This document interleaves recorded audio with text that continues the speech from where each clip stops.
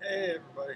So this week in lab we are going to be looking at two different aspects of the R language. The first aspect is list comprehension, and I think Wikipedia provides a pretty good definition of list comprehension. It says, a list comprehension is a syntactic construct available in some programming languages for creating a list based off pre-existing lists. Basically, it's a way of saying that you're using logic to subset your lists. That is, given a list, maybe of 10 numbers, subsetting it such that only numbers below the value 5 exist in the list. While in R, lists and vectors are technically different, list comprehension can be performed on both of them. The second aspect of the R language we're going to be examining is graphs. R is notoriously pretty good at graphing things. As scientists, it's especially useful for you to be able to represent your data for others to easily understand. Data visualization is a big field. For this week, we will only use the base plot function, base plotting package in R. But there are many other packages out there, and we'll have a chance to use some of those later. Specifically, ggplot2 is a commonly used one that we will likely explore later. For RNA-seq data visualization, Cumberbund is a commonly used one. If you're looking for better things to look at or talk about during this discussion period, then Cumberbund or ggplot might be good things to talk about. The lab assignment is pretty simple. It has you assigning, basically has you defining a bunch of different vectors. You define the first one using the seq function, which is described in the actual protocol. From there, all the other vectors that you define will be defined in terms of that vector or the other vectors.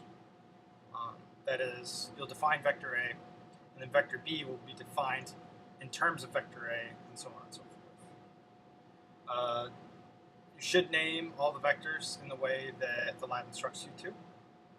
I expect you to do so. And doing so will help me grade it, but also help you follow the instructions and finish. Unlike Lab 1, there are a few questions I ask in the middle of your coding that kind of cover different principles that we're trying to get through. And I just want to make sure you guys include the answers to those questions in comments in your code. Please avoid giving away explicitly the answers in the discussion forum, but feel more than free to post links and things to guide people towards the answer. Just like for last week's lab, it's a detailed list of instructions on what you need to do to get full credit, followed by a section containing information relevant to the lab. I highly recommend that you read the lab all the way through before starting, as many of your questions might be answered in the notes or relevant information section. For those of you who are a little bit more advanced, been programming a little longer, to keep you entertained, you may enjoy playing around with some of the other graphing parameters. Feel free to do so. I'm not going to take points off just because your graph is fancy looking or you explored the colors a little bit. And more details about that are in the lab. Let's see. Last little point, just like I promised, since I won't be here this week, obviously, you'll have a few extra days to complete the lab. The date the lab is due is February 14th at 11:59 p.m. So that will give you over a week. It's a week and a couple days. That about does it for me here. There should be another little video posted here soon that demos some of the principles that you could use in this lab. By no means do you need to watch the demo to finish the lab. I think the lab assignment is detailed enough for you to not need the demo. But I'll throw the demo up there anyways. And if you're having a rough time getting started, the demo might be a good resource for you to have. Alright, around the time you're all watching this, I should be interviewing at Yale, so wish me luck. Other than that, have a great weekend, Don't forget to fill out your discussion posts. Make sure you have that README with your